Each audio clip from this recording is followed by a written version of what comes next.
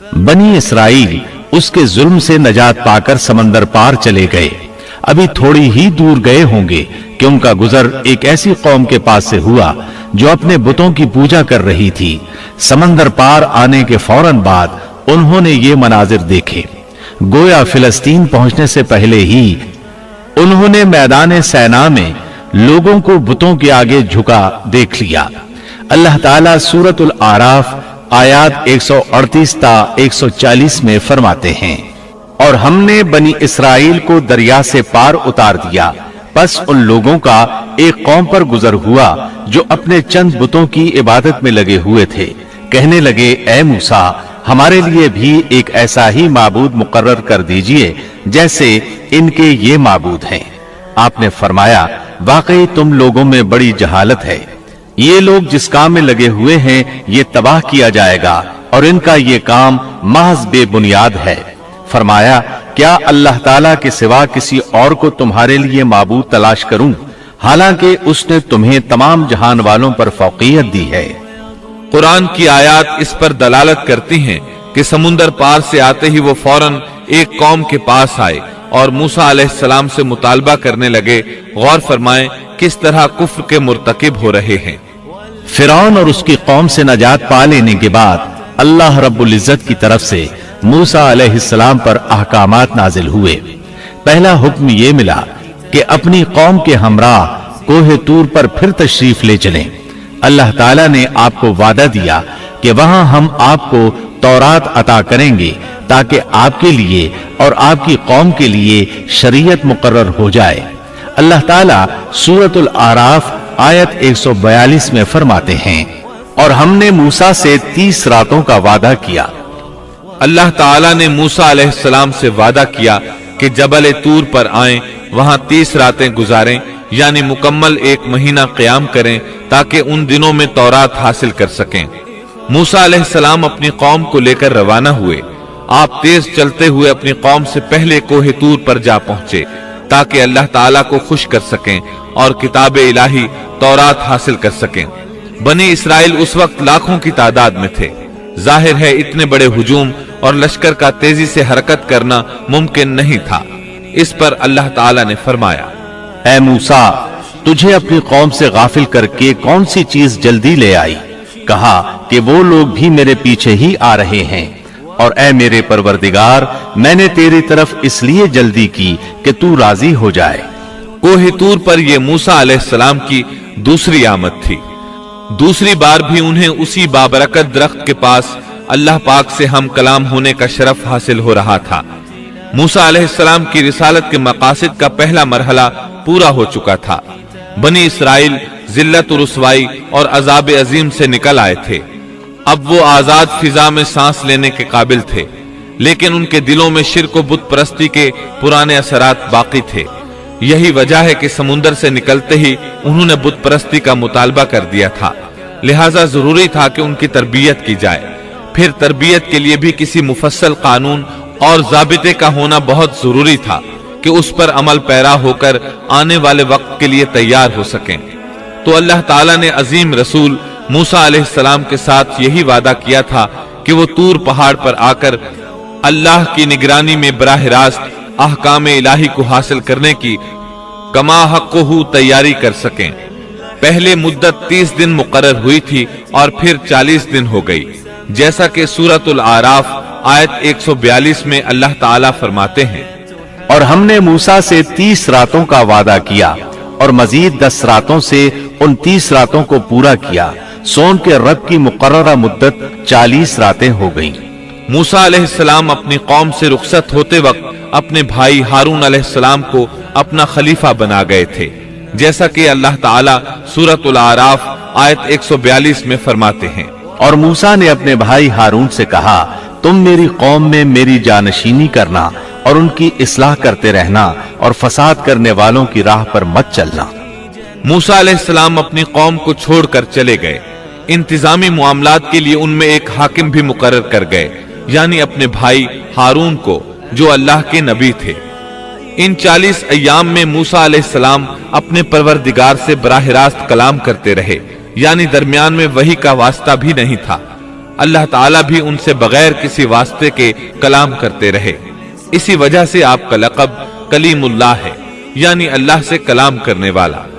اللہ سبحانہ و تعالی سورۃ النساء آیت 164 میں فرماتے ہیں، اور موسیٰ سے اللہ تعالیٰ نے صاف طور پر کلام کیا۔ جب موسیٰ علیہ السلام مقررہ وقت پر وہاں پہنچے اور اللہ تعالیٰ نے ان سے کلام کیا تو عرض کرنے لگے کہ اے میرے پروردگار، مجھے اپنا دیدار کرا دیجئے، میں آپ کو ایک نظر دیکھ لوں۔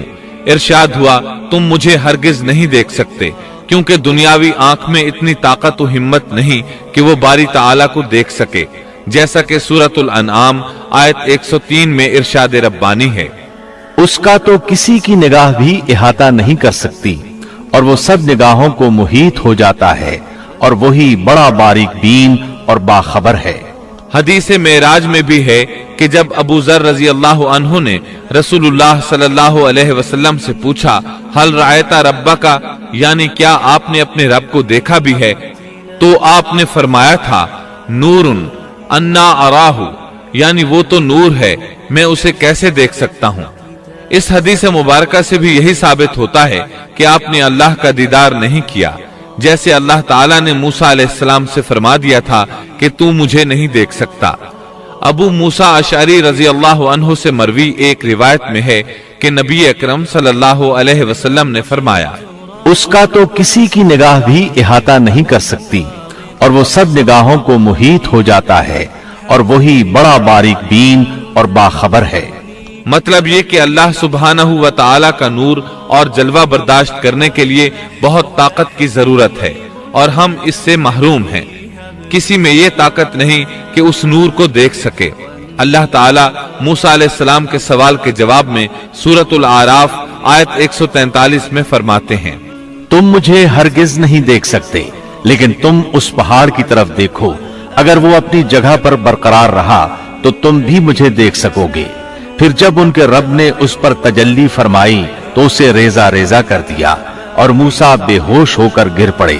پھر جب ہوش میں آئے تو عرض کیا، بے شک آپ کی ذات پاک ہے، میں تیرے حضور توبہ کرتا ہوں، اور میں سب سے پہلا ایمان لانے والا ہوں۔ سیدنا عبداللہ بن عباس رضی اللہ عنہما بیان کرتے ہیں کہ اللہ تعالیٰ نے صرف اور صرف ہاتھ کی سب سے چھوٹی انگلی کے پورے کے برابر اپنا نور ظاہر فرمایا تھا۔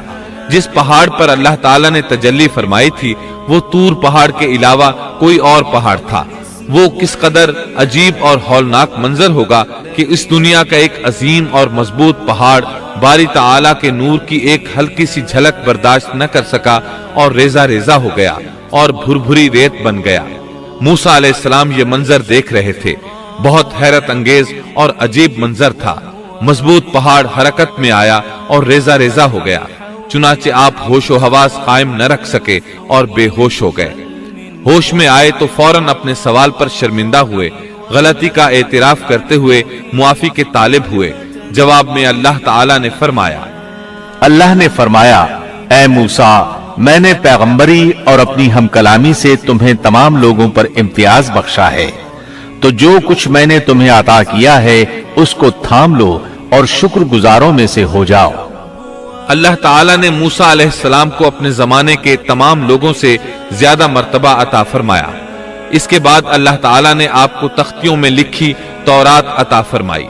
اللہ تعالیٰ سورۃ الاعراف آیت 145 میں فرماتے ہیں، اور ہم نے چند تختیوں پر ہر قسم کی نصیحت اور ہر چیز کی تفصیل ان کو لکھ کر دی، تم ان کو قوت کے ساتھ پکڑ لو اور اپنی قوم کو حکم کرو کہ ان کے اچھے اچھے احکام پر عمل کریں، ان قریب میں تم لوگوں کو ان فاسقوں کا گھر دکھلاؤں گا۔ یہ تختیاں کس چیز کی تھیں اس کے متعلق کوئی مرفوع بات ثابت نہیں، البتہ مفسرین کے مختلف اقوال ہیں۔ بعض کہتے ہیں یہ تختیاں جواہر کی تھیں اور بعض کہتے ہیں کہ یہ تختیاں پتھر کی تھیں۔ موسیٰ علیہ السلام نے 40 دنوں میں تورات کے اندر لکھے ہوئے اللہ کے احکامات اخذ کر لیے۔ ادھر موسیٰ علیہ السلام کا ان کی قوم انتظار کر رہی تھی۔ اس دوران وہ ایک آزمائش میں مبتلا ہو گئے۔ اللہ تعالیٰ سورہ طٰہٰ آیت 85 میں فرماتے ہیں، فرمایا، ہم نے تیری قوم کو تیرے پیچھے آزمائش میں ڈال دیا اور انہیں سامری نے بہکا دیا۔ موسیٰ علیہ السلام کی غیر حاضری میں وہ ایک شخص کی پیروی کرتے ہوئے گمراہ ہو گئے اور ان کی گمراہی کا سبب بننے والا شخص سامری تھا۔ اللہ سے ملاقات کی مدت پوری کرنے کے بعد موسیٰ علیہ السلام نے وعظ و نصیحت سے بھرپور تختیاں اٹھا لیں۔ ان میں اللہ کے احکامات بھی تھے اور بنی اسرائیل کی شریعت بھی درج تھی۔ اسی کو تورات کہا جاتا ہے۔ ان کو اٹھا کر موسیٰ علیہ السلام اپنی قوم کی طرف لوٹ آئے۔ اس موقع پر اللہ تعالیٰ سورہ طٰہٰ آیت 86 میں فرماتے ہیں، پس موسیٰ نہایت غضبناک ہو کر رنج کے ساتھ واپس لوٹے۔ قوم پر جب 30 دن گزر گئے اور حسب وعدہ موسیٰ علیہ السلام نہ لوٹے تو وہ غمگین رہنے لگے۔ ہارون علیہ السلام نے ان کو اکٹھا کیا اور فرمایا کہ اے بنی اسرائیل، جب تم مصر سے چلے تھے تو قبطیوں کے پیسے اور رقوم وغیرہ ہم میں سے بعض پر ادھار تھیں، اسی طرح ان کی امانتیں بھی تمہارے پاس رہ گئی ہیں۔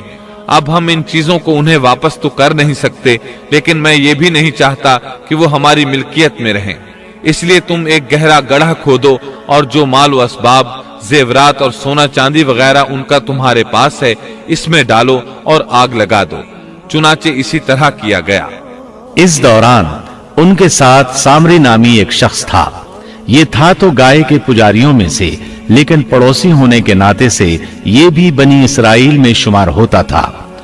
اس نے جبریل علیہ السلام کے گھوڑے کو گزرتے ہوئے دیکھا اور اس کے قدموں کے نیچے سے مٹی اٹھا لی تھی۔ ہارون علیہ السلام نے اس سے کہا کہ تو اسے پھینک دے۔ یہ کہنے لگا، یہ تو وہ چیز ہے جس نے تمہیں دریا پار کروایا ہے، میں اسے اس شرط پر ڈالنے کے لیے تیار ہوں کہ آپ اللہ سے دعا کریں کہ اس سے وہ بن جائے جو میں چاہتا ہوں۔ ہارون علیہ السلام نے دعا کی تو قدرت الہی سے اس گڑھے میں جو تھا وہ ایسے بچڑے کی صورت اختیار کر گیا جو اندر سے کھوکھلا تھا۔ اس میں روح نہیں تھی، لیکن جب ہوا اس کے پیچھے سے داخل ہو کر منہ سے نکلتی تو ایک آواز پیدا ہو جاتی تھی۔ اللہ تعالیٰ سورہ طٰہٰ آیت 86 میں فرماتے ہیں، پس موسیٰ سخت ناراض ہو کر افسوسناک حالت میں واپس لوٹے اور کہنے لگے، اے میری قوم، کیا تم سے تمہارے پروردگار نے نیک وعدہ نہیں کیا تھا؟ کیا اس وعدے کی مدت تمہیں لمبی معلوم ہوئی؟ بلکہ تمہارا ارادہ ہی یہ ہے کہ تم پر تمہارے پروردگار کا غضب نازل ہو، کیونکہ تم نے مجھ سے وعدہ خلافی کی ہے۔ موسیٰ علیہ السلام صرف 10 دن تاخیر سے پہنچے اور ان دنوں ہی میں انہوں نے بچڑا بنا کر اس کی عبادت شروع کر دی، بلکہ سامری نے ان سے یہاں تک کہا کہ موسیٰ بھول کر چلے گئے، ان کا معبود بھی یہی بچڑا ہے، جب وہ آئیں گے تو وہ خود بھی اسی کی عبادت کریں گے اور ہمارے ساتھ مل جائیں گے۔ اس طرح ان میں سے اکثر نے بچڑے کی پوجا شروع کر دی، بس چند افراد اس سے باز رہے۔ انہوں نے سوچا انتظار کر لیتے ہیں، وہ 30 دن کا وعدہ کر کے گئے تھے، کچھ زائد دن لگ گئے تو اس کی کوئی خاص وجہ ہوگی، کیونکہ اللہ کا نبی وعدہ خلافی نہیں کرتا، یقیناً کوئی خاص وجہ ہے اور ممکن ہے سامری بھی حق پر ہو، پھر بھی انتظار بہتر ہے۔ اس طرح وہ ٹھہرے رہے، تاہم ان میں پوری بصیرت اور یقین کے ساتھ سامری کو جھوٹا سمجھنے والا، اس کے پیچھے نہ لگنے والا اور حق کو سمجھنے والا سوائے ہارون علیہ السلام اور چند گنے چنے افراد کے اور کوئی نہیں تھا۔ بہرحال جب موسیٰ علیہ السلام ان کے پاس پہنچے تو انہوں نے نہایت غصے اور افسوس کے ساتھ ان سے کہا کہ تم 10 دن کی تاخیر برداشت نہ کر سکے، کیا اللہ کے غضب کا شکار ہونا چاہتے ہو کہ میری خلاف ورزی کر رہے ہو؟ انہوں نے اس بات کا جو جواب دیا وہ سورہ طٰہٰ آیت 87 اور 88 میں آیا ہے۔ کہنے لگے کہ ہم نے اپنے اختیار سے آپ کے ساتھ وعدے کا خلاف نہیں کیا، بلکہ ہم پر قوم کے جو زیورات لاد دیے گئے تھے ان کو ہم نے ڈال دیا، اور اسی طرح سامری نے بھی ڈال دیے۔ پھر اس نے لوگوں کے لیے ایک بچڑا نکال کھڑا کیا، یعنی بچڑے کا بت بنا ڈالا، اس میں سے گائے جیسی آواز بھی تھی۔ پھر کہنے لگے کہ یہی تمہارا بھی معبود ہے اور موسیٰ کا بھی، لیکن موسیٰ بھول گئے ہیں۔ اللہ تعالیٰ اس موقع پر بچڑے کے بارے میں فرماتے ہیں، کیا یہ گمراہ لوگ یہ بھی نہیں دیکھتے کہ وہ تو ان کی بات کا جواب بھی نہیں دے سکتا اور نہ ان کے کسی برے بھلے کا اختیار رکھتا ہے۔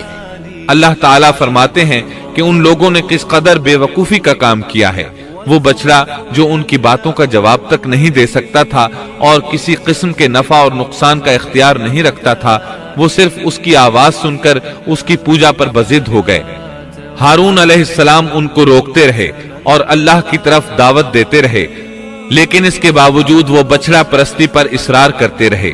अल्लाह ताला फरमाते हैं, और हारून ने उनसे पहले ही कह दिया था कि ऐ मेरी कौम, इस बछड़े से तो सिर्फ तुम्हारी आजमाइश की गई है, तुम्हारा हकीकी परवरदिगार तो अल्लाह रहमान ही है, लिहाजा तुम सब मेरी पैरवी करो और मेरी बात मानते चले जाओ।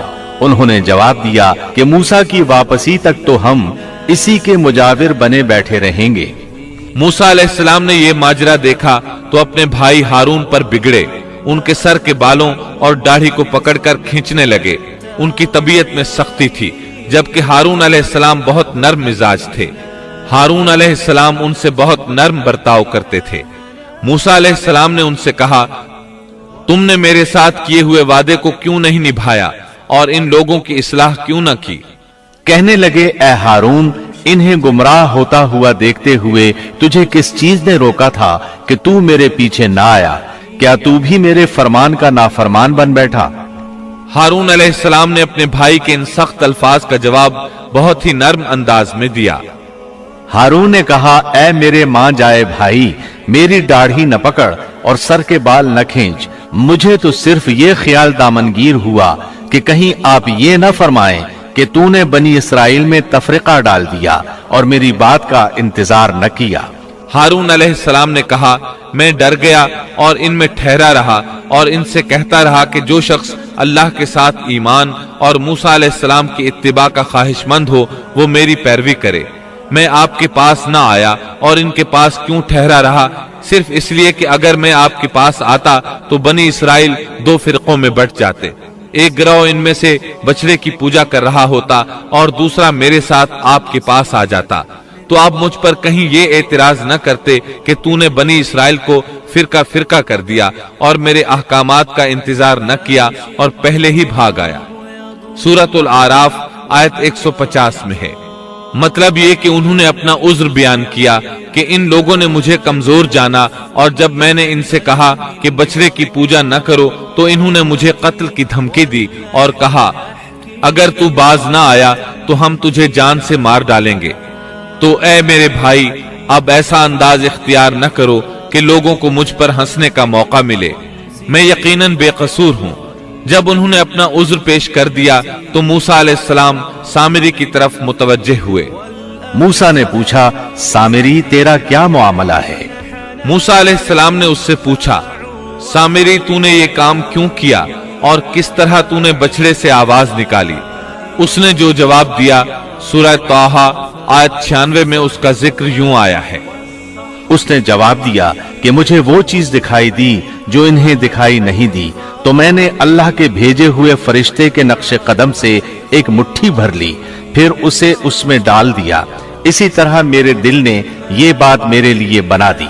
मतलब ये कि सामिरी कहने लगा, मैंने जिब्रील अलैहिस्सलाम को देखा जिनको दूसरे लोग न देख सके, तो मैंने जिब्रील के घोड़े पर नजर रखी। जहां उसका कदम पड़ा था वहां से मैंने मिट्टी की एक मुट्ठी भर ली। जब मैंने इसको बछड़े पर फेंका तो उसमें से आवाज बरामद होने लगी जो इनके फितने का बायस बन गई। ये किस्सा है उनके इनहिराफ का और हक से मुंह मोड़ने का।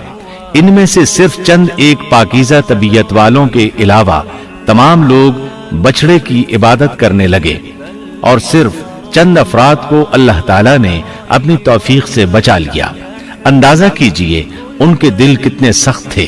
अल्लाह ताला की कई एक निशानियां और मूसा अलैहिस्सलाम के मोजज़ात देखने के बावजूद बुरे किरदार को अपनाया। फिरौन पर नाजिल होने वाले अजाबात और मूसा अलैहिस्सलाम की सदाकत की 9 अजीम निशानियां भी देख चुके थे। फिर उन्होंने अपनी आंखों से देखा कि किस तरह उनके सामने देखते ही देखते समंदर फट गया और उनके लिए वहां गुजरगाहें बन गईं। लेकिन इन तमाम निशानियों के बाद अब फिर अल्लाह ताला के मुकाबले में बछड़े की पूजा करने लगे। इसीलिए अल्लाह ताला ने उनके मुताल्लिक सूरतुल बकरा आयत 93 में फरमाया है, और उनके दिलों में बछड़े की मोहब्बत गोया पिला दी गई उनके कुफ्र के सबब से। उनके दिलों में कुफ्र था, अपने मुंह से ईमान का इजहार करते थे, लेकिन हकीकत में कुफ्र उनके दिलों में था और आज के दौर में भी यहूदियों की यही हालत है। इसके बाद सामरी के लिए अहकामात जारी हुए।